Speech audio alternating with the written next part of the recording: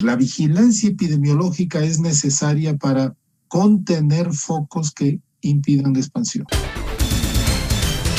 Marcelo Aguilar, epidemiólogo experto en enfermedades tropicales, investigador, ex viceministro de Salud, y vamos a tratar la situación del COVID actual. Doctor, usted que está en Quito, doctor Marcelo Aguilar, cuéntame cómo van los casos de COVID en Quito. Aquí en Guayaquil ni siquiera podemos saber con exactitud qué es lo que está pasando allá. Así que para mí es muy importante como país que usted nos cuente cómo va el termómetro del COVID en la capital.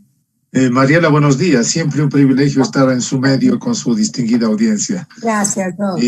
Bueno, las últimas semanas en Quito se ha advertido un cierto alivio, digamos así, en el número de casos. Se ha reducido un poco la velocidad de transmisión. La demanda de terapia intensiva y de camas de hospitalización también está un poco más baja y da una sensación de que se van estabilizando. Sin embargo, yo advierto con preocupación que se reactivan, la forma como se comunica la reactivación crea una falsa sensación de seguridad.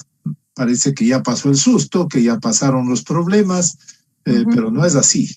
Tenemos que recordar que la situación del país todavía es una situación crítica. La pandemia está en curso. La vacunación que avanza de forma significativa todavía no supera el 8% de la población ecuatoriana, de tal modo que queda una población muy amplia del país susceptible a enfermar por COVID. Y ese es el principal mensaje. Hay una situación de mejora, pero hay que seguirse cuidando porque en cualquier momento podemos tener un rebrote, inclusive una tercera ola de epidemia en el país. ¿Usted cómo ve el plan 900? ¿Cómo vamos avanzando? Acaban de llegar 2 millones de dosis el día sábado. El vicepresidente de la República los recibió.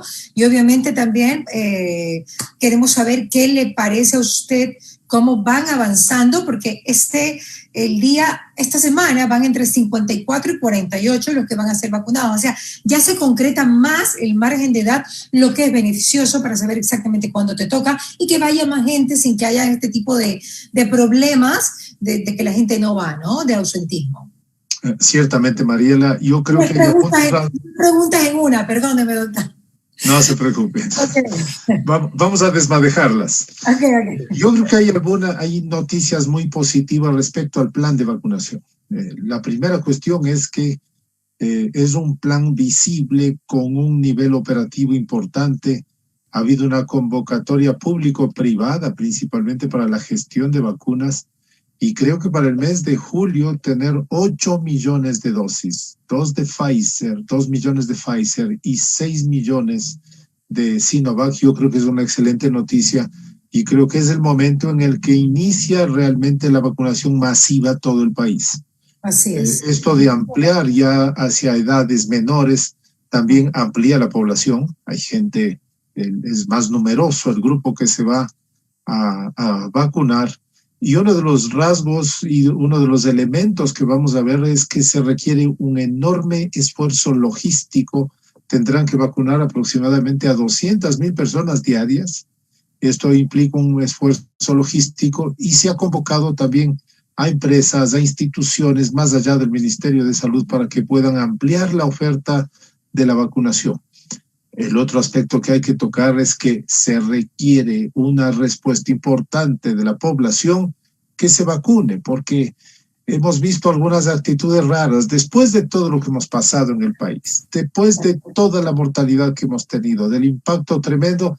Hay gente que dice, no, yo me pongo esta vacuna y no la otra. Entonces, no es posible. ¿Cuál es la mejor vacuna? Me preguntan siempre, todos los días me están preguntando. La mejor vacuna es la que le llega al brazo el día que le toque vacunarse. Esa es la mejor vacuna. Así es. Bueno, yo he conocido de casos, doctor, que el fin de semana estuve hablando con una amiga y me dice, ¿sabes qué? Yo escogí la Sinovac, por ejemplo. Es que hay preferencias, doctor. A ver, en el mundo hay preferencias. Eso, nosotros, usted sabe que eso es intrínseco del ser humano. No podemos negarlo. Y es por eso que el mensaje de la que mejor vacuna es nuestro mensaje principal, es de la que tiene disponibilidad. Pero hay gente que también lo escoge. Por ejemplo, me parece, todo el mundo que quiere con la Pfizer, que yo siempre digo que todos quieren con Pfizer, esta amiga me dijo, mira, yo escogí Sinovac, porque Sinovac tiene el virus, usted lo sabe decir. Inactivado, y prefiero que me vaya el virus y que no vaya ninguna espícula, sino que vaya el virus como tal. Depende, doctor. Yo creo también de las circunstancias de cada ser humano, también el hecho de elegir, ¿no? Sí, esa es una condición. Cuando tenemos algo para escoger, pues vamos a escoger, y las razones son de las más diversas. No siempre son razones técnicas o científicas. Probablemente esto también está influenciado por una cantidad de noticias falsas tremendas que han circulado. Esa es una cuestión. Parecería que las noticias falsas, las famosas fake news, tienen más poder de convencimiento y más poder de movilización negativo que la información técnica y científica. También las características de la información que tenemos en las redes actualmente hacen difícil discriminar si una noticia es verdadera, si su fuente es confiable o si es una noticia falsa. Hay una cantidad de cuestiones muy importantes ahí que dispersan la atención. Por eso es importante que parte del plan de vacunación esté acompañado de una gran campaña de comunicación de parte del gobierno, convocando a vacunarse, expresando que las vacunas, todas las vacunas que tenemos en el país y las que están en el mercado mundial, son efectivas. Significa que estas van a producir una protección a las personas y que son seguras, que las molestias o efectos indeseables que produzcan son infinitamente insignificantes frente al beneficio de proteger la vida y la salud. Claro. Sabemos que las personas vacunadas no van a desarrollar formas graves ni mortales. En este momento, el 99% de personas que fallecen en Estados Unidos por COVID son personas que no tuvieron vacunas. Esto nos hace atisbar que el efecto puede ser tan importante que con una población suficientemente vacunada vamos a bajar a cero la mortalidad por COVID. Lo corrijo, doctor, que eligieron no tener vacunas, porque Estados Unidos está vacunando hace mucho tiempo. Sin embargo, por los fake news o por las noticias equivocadas, pensando que te iban a poner un chip, escogieron no vacunarse y algunas murieron. Ciertamente. Es muy precisa su acotación. Obviamente, pues están vacunando en todos lados, ¿no? De hecho, hay hasta incentivos para la vacunación. Están produciendo incentivos y han generado una ola turística alrededor de la vacuna. Es de ese modo como se están reactivando. Entonces hay vacuna en cantidades suficientes y generosas. Ahora, lo que no tenemos claro tampoco es que si en todos los países se está aceptando todas las vacunas.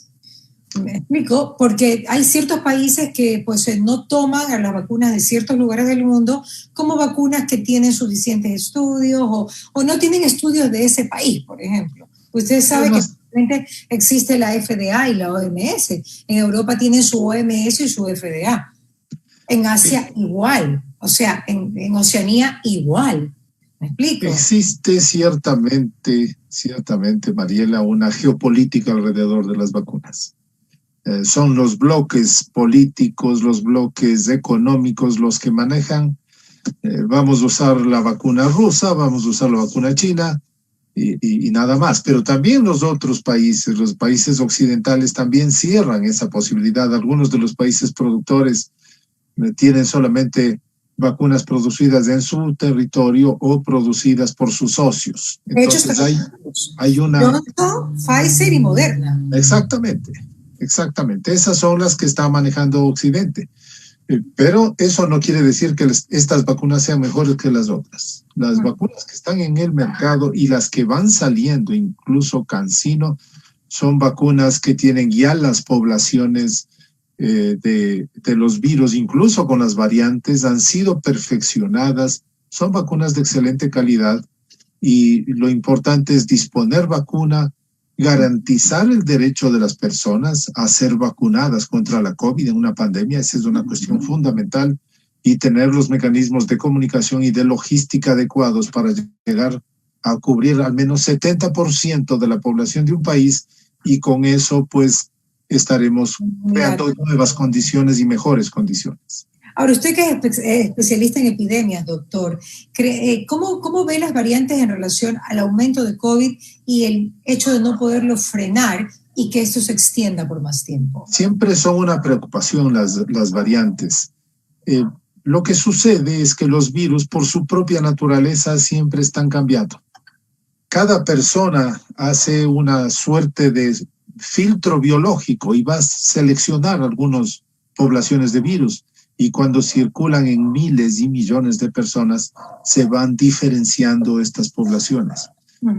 Son una preocupación para la comunidad académica, para la comunidad sanitaria, porque alguno de estos virus puede desarrollar, como ya hemos visto, una mayor transmisibilidad, puede afectar a otros grupos, como hemos advertido en los últimos meses, que personas más jóvenes haciendo formas más graves, y en algún momento pueden diferenciarse de tal modo que aparezcan como un nuevo virus.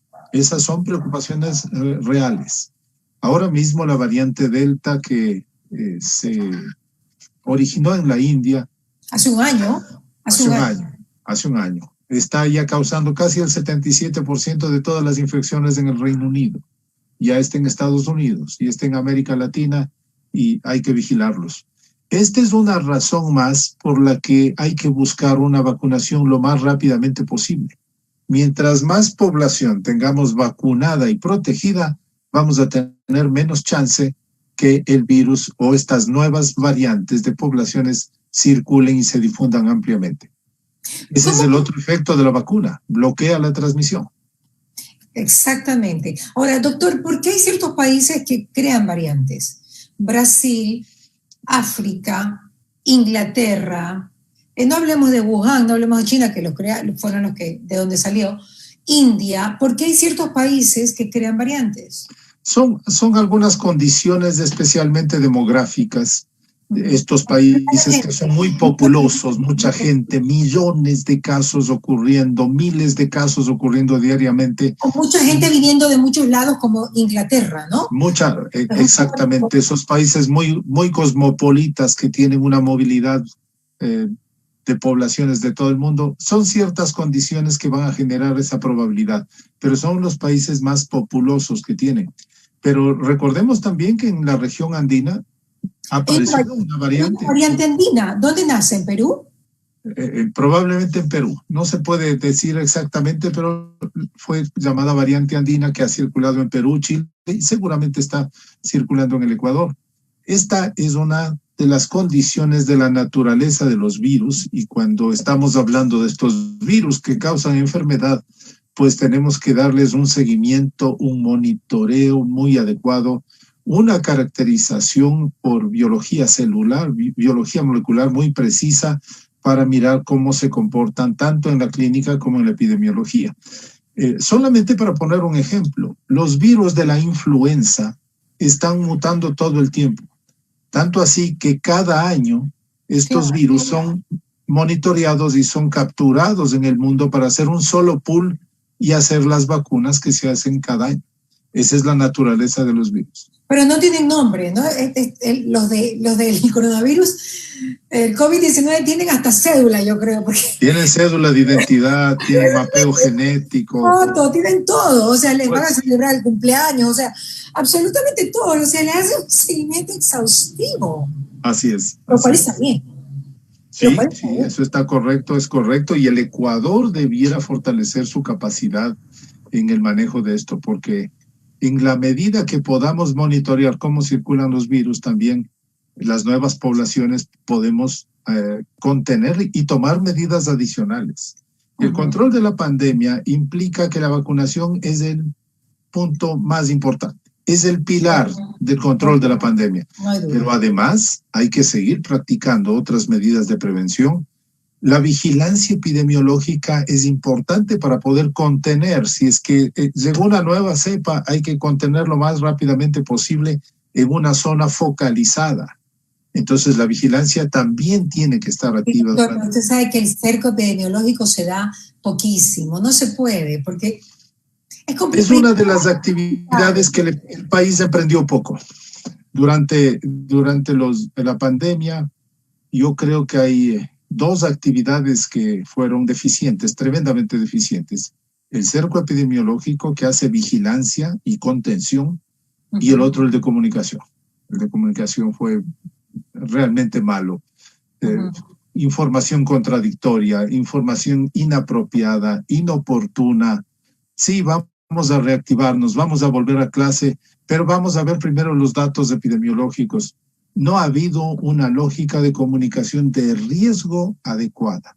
Estas son condiciones que tienen que ser cambiadas. ¿Usted cree que un país con tantos habitantes puede hacer cerco epidemiológico? Yo tengo entendido que países como Bután, el reino de Bután, pudo hacerlo, porque su rey dijo, nadie entra y nadie sale. Yo creo que si hubo 5 casos de COVID fue mucho, pero fue lo que pudieron hacer. Me imagino que en Corea del Norte, que no va nadie y no sale nadie, tampoco tienen casos de COVID, porque son países totalmente cerrados, ¿no? Bután democrático, Corea del Norte dictatorial, pero por cualquiera de los dos motivos, pues no hubo entrada de gente en los aeropuertos, ¿no? Entonces...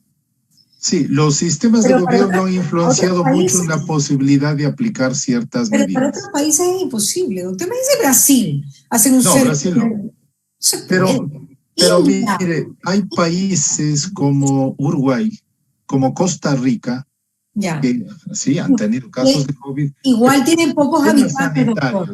Uruguay y Costa Rica tienen pocos habitantes. Son pocos habitantes. En la medida, los países que tienen menos de 5 millones de personas son países que han sido más exitosos para controlar y hacer bloqueos.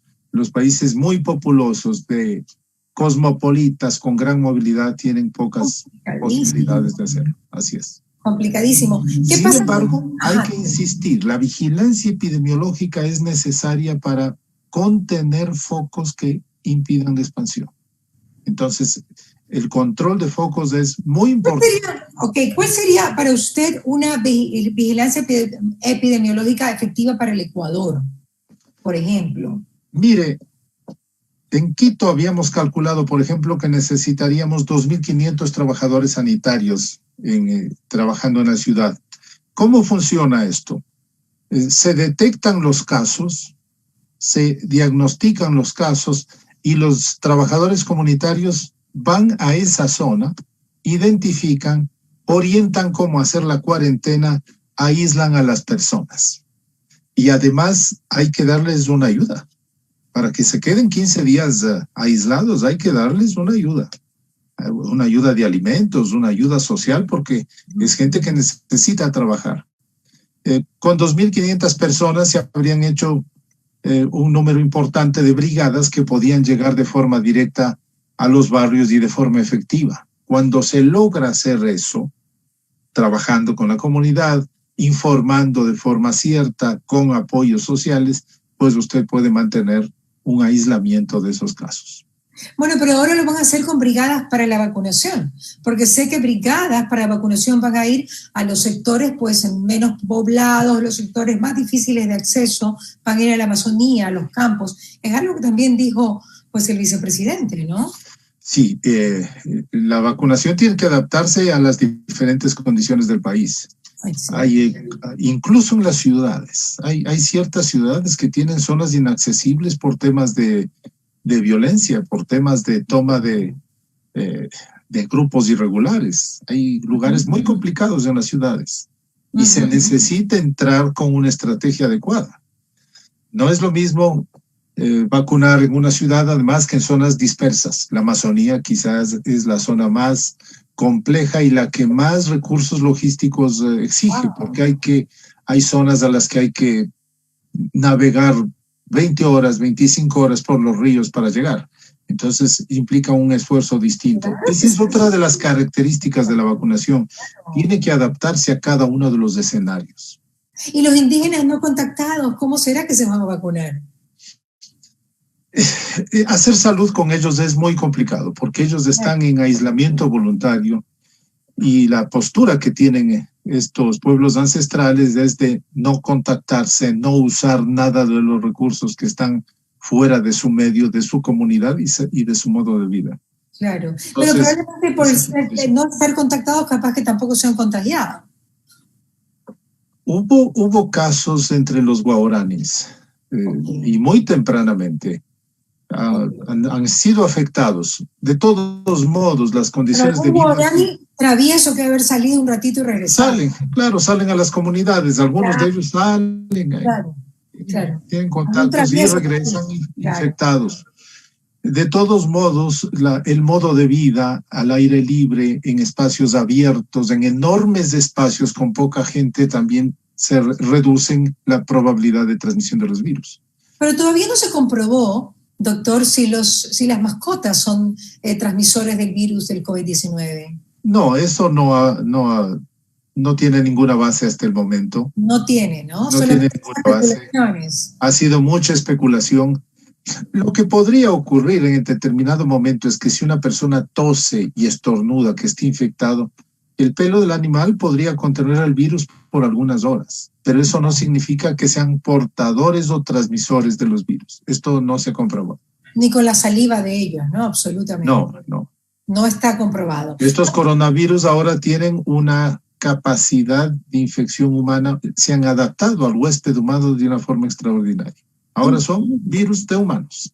Sí. Fueron virus de animales, fueron una zoonosis, es decir, era un virus que circulaba entre animales, pangolines, murciélagos, probablemente algunos lagartos, pero luego se han adaptado al organismo humano y son ahora virus humanos. Y son peleadores, ¿ah? No se dejan. Claro. Los están matando, hacen una variante y entran de otra manera con varias espículas y ni sé qué, y por aquí. Pero una cosa, tienen una capacidad de adaptación que deberíamos ser más temerosos de la capacidad de adaptación de los virus. Los virus pensamos que pueden ser la riqueza. Los otros agentes infecciosos, Mariela, tienen esa característica. Recordemos que otro problema que enfrentamos en las enfermedades infecciosas es la resistencia a los antibióticos. Cada vez tenemos una resistencia mayor. Son las bacterias, ¿no? Las bacterias que están hace miles de millones de años van cambiando. Y los antibióticos que servían antes ya no sirven ahora. Eso es por el abuso de los antibióticos. Enfermedades como la malaria, por Plasmodium falciparum, desarrollan resistencia a los medicamentos antimaláricos. Esto que estamos observando con el virus, esa capacidad de mutar, de cambiar, ocurre con todos los agentes patógenos. Por eso es que la infectología, la epidemiología son profesiones muy actuales, porque ¿qué es lo que está ocurriendo en el planeta? Primero, estamos en la fase de mayor poblamiento de la humanidad. Hay más de 7.600 millones de personas en el mundo. Claro. Estamos depredando los bosques, estamos depredando los espacios naturales. Hay una presión enorme de la sociedad humana sobre la naturaleza. Cada vez los focos naturales que están en bosques tropicales, focos naturales de estos agentes infecciosos son cada vez y más están afectados. En los últimos 40 años podemos contar, por ejemplo, virus que vinieron desde los animales o de focos naturales como el VIH-Sida, claro, el Zika, sí, el Usutuvirus, el Mayarovirus, el Chikungunya, son virus que vinieron y el coronavirus, vino de animales, eran zoonosis hasta 50, 60 años atrás. Esto es producto de la presión sobre la naturaleza, esta civilización depredatoria que tenemos, y la naturaleza nos devuelve con virus que producen lo que estamos viendo durante esta pandemia. ¿Y por qué prefirieron estar en los humanos y no en los animales? Porque usted decía que el coronavirus se había adaptado tan bien a los humanos que ya dejó a los animales. Son fenómenos de adaptación. El virus tiene estos mecanismos de cambiar, de acomodarse, a diversas circunstancias por sobrevivencia. Ya. A pesar de que son seres muy básicos, son muy elementales, tienen estas capacidades de desarrollar mecanismos para sobrevivir. Ese es el punto fundamental. ¿A usted también le parece un fake news o una noticia ilusa y nada que ver que el coronavirus fue hecho en un laboratorio entonces? Mire, no existe tecnología para sintetizar vida. Hacer un virus significa sintetizar vida. Hay tecnología que puede modificar a ciertos organismos, se pueden modificar bacterias, se pueden modificar virus, pero no fabricarlos, no construirlos. Yeah. Y de lo que se sabe hasta hoy es que los análisis que se han hecho sobre estos virus, los que están circulando hasta hace un año después de iniciada la pandemia, tenían más o menos un 70% de su materia de origen animal. Entonces, hay evidencia científica que fueron una zoonosis, a menos que haya alguna cuestión ultra secreta, esotérica, absolutamente, que no creo que sea eso.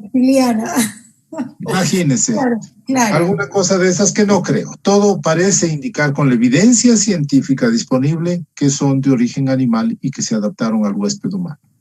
¿Cómo está Quito? Porque el otro día oí una teoría, que es teoría, pero usted quiero que me la confirme, de que en Quito han muerto menos personas, pero se han infectado más, en relación a Guayaquil. ¿Eso es cierto? Eso es parcialmente cierto.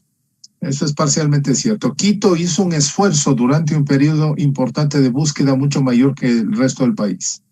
Hubo disponibilidad de pruebas y se hicieron más pruebas diagnósticas, a pesar que el Ecuador, en términos globales, ha sido uno de los países que menos esfuerzo de búsqueda ha hecho. Solo por encima de Haití y de Bolivia. No fue un país que hizo un esfuerzo enorme de diagnóstico del caso, pero Quito ha hecho más pruebas. Pero la mortalidad en Quito todavía son datos preliminares, hay datos que todavía tienen que ser confirmados, el INEC todavía no aclara las cifras que están por consolidarse. No es pero durante este último periodo, Quito tuvo una mortalidad altísima, Mariela. Yeah. Los meses de marzo y abril del 2021 fueron tremendos en la ciudad de Quito. Pero mire, yo sé, pero mire lo que usted está diciendo. La persona el médico me lo dijo, yo saco la conclusión que en Quito hay un mejor sistema hospitalario y por eso no ha habido tanta letalidad. Pero usted me acaba de decir otra cosa muy importante, que no es tanto el sistema hospitalario como el detectar el virus al tiempo, porque usted dice que han habido más pruebas. Y hay un cierto momento en que antes de que llegaran las vacunas en cantidades a los países, que lo más efectivo fue hacer pruebas a tiempo para aislar y para aislarlos. Sí. Más allá. Y hay otra cosa, hay otro análisis que hacer, Mariela. Lo que ocurrió en Guayaquil fue un hecatombe. Lo que ocurrió en Guayaquil fue una cosa dramática. Se sumaron los errores, se sumaron las negligencias, se sumaron una cantidad de factores que produjo una epidemia explosiva muy parecida a la de Wuhan en China, al comienzo. El virus debió haber estado circulando en enero, febrero ya. Ahora hay evidencia, hay casos que se podían hoy caracterizar como COVID. Estuvo circulando.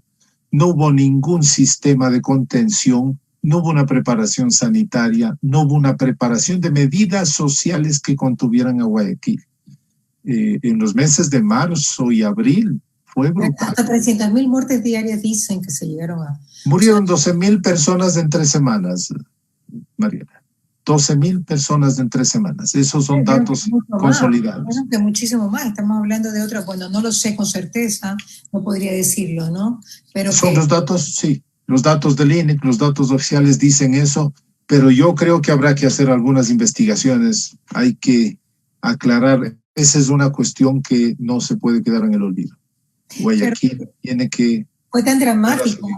Internacionalmente ahora estamos viendo cómo en India los hindúes lanzan pues los fallecidos, los muertos al río Ganges, porque no tienen dinero para darles pues obviamente la sepultura que tienen que hacer. Y ahora hay una cantidad de cadáveres flotando en el río Ganges y allí mismo se hacen sus baños espirituales. O sea, realmente es increíble lo que ha pasado en el mundo con esta pandemia. Sí, son imágenes pavorosas, dantescas. Lo de la India, que tradicionalmente quema sus muertos, incinera sus muertos, pues no hay combustible, no hay leña, no hay material para incinerar tanta gente simultáneamente, y el problema sanitario del manejo de cadáveres está siendo peor que la propia pandemia en ese sentido. Y pensar que Guayaquil estuvo en ese apocalipsis, Dios mío, y salimos, Dios mío, pero muchas personas quedaron sin sus familiares, sus seres queridos, y eso es durísimo, ¿no? El impacto socioeconómico, el impacto emocional es tremendo, y son cosas de las que hay que recuperarse y hay que hacer esfuerzos para salir adelante.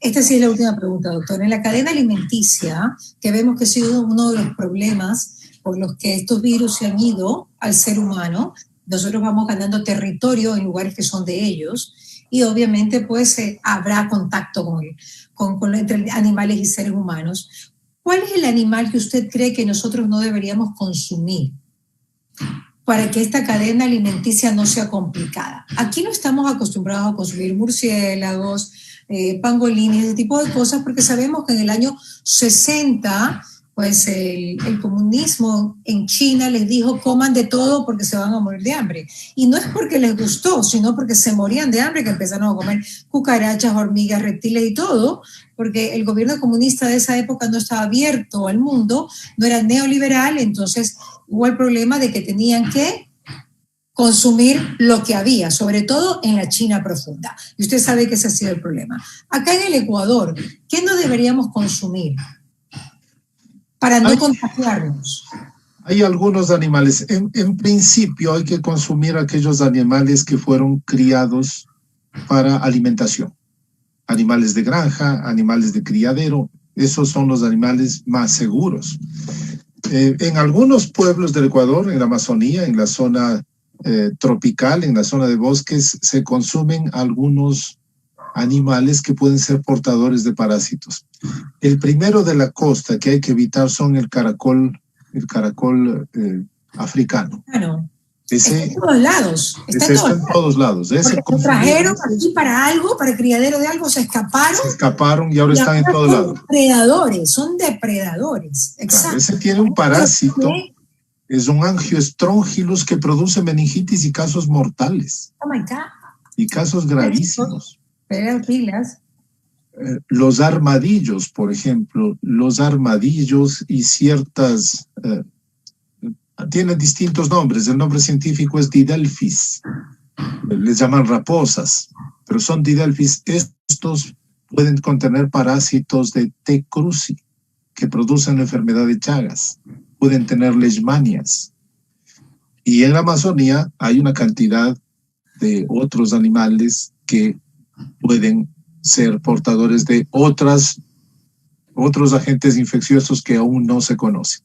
Pero de lo que está más cerca a nosotros son estos que hay que evitarlos. Bueno, y a ver, y el cerdo hay que cocinarlo bien. Y la corvina hay que cocinarla bien, porque también tienen parásitos estos dos, ¿no? Ciertos pescados de agua dulce hay que cocinarlos bien porque pueden tener una tenia que se llama un Diphyllobotrium latus. ¿Tenia o solitaria? No, esas son de los cerdos.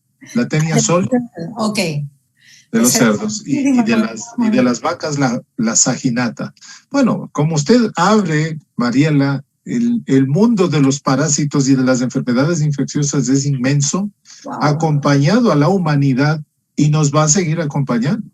¿Y cuál es la mejor vacuna contra eso? ¿Cocinar bien la carne? O sea, ¿qué? ¿Comprar en lugares donde hagan una buena cadena de frío para las carnes, ¿no? Todos esos lugares que tengan una garantía del manejo adecuado de estos alimentos, que estén bien cocidos, que algunas carnes que hayan permanecido congeladas un tiempo también va a eliminar algunos parásitos como los cisticercos. Pero el tema más global, Mariela, es que no podemos seguir siendo tanta gente en el mundo. El planeta no aguanta más. ¿Pero qué quiere, doctor? Hay que controlar las poblaciones y hay que cambiar los modelos de desarrollo, porque si seguimos deforestando los bosques, si seguimos destruyendo la naturaleza, pues la naturaleza devuelve con plagas, con pandemias. Pero tienen que haber algunas leyes de Estado que lo hagan, por ejemplo, ¿no? Tiene que haber algunas leyes y una conciencia mundial. Cuidar a las mujeres cuando tienen cierta cantidad de hijos, que los hombres se hagan la vasectomía. A los hombres no les gusta hacerse la vasectomía. Dejan que las mujeres... ¿Por qué no se hace la vasectomía a los hombres? Es una responsabilidad conjunta, ¿no? Claro, doctor. Es una responsabilidad conjunta y ese es un tema que hay que tratarlo en el Ecuador. En el Ecuador estamos llegando a 17 millones de personas. Así es. ¿Podemos seguir creciendo? No. No hemos tenido una política demográfica durante los últimos 14 años. Todo lo contrario, han habido algunos estímulos negativos. El Ecuador no ha tenido control de embarazos.